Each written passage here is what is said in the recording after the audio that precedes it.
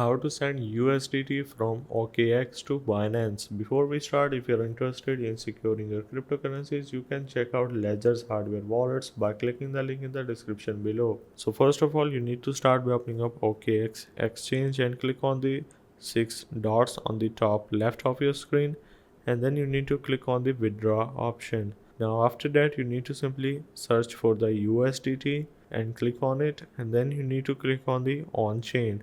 If you are sending from OKX to OKX wallet, you can go with the internal, which is free with the UID.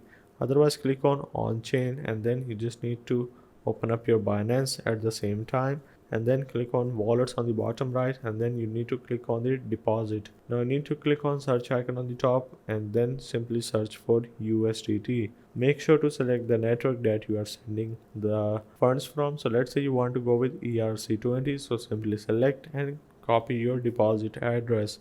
Now go back to your OKX and paste your wallet address, and then select your wallet network, which is going to be ERC20. Now right now it is on the top, so simply click there, and then you just need to enter the minimum amount and select your withdraw account, which is going to be funding or trading. Then you need to click on confirm and confirm the transaction. So that's the way of how you can send USDT from OKX to Binance.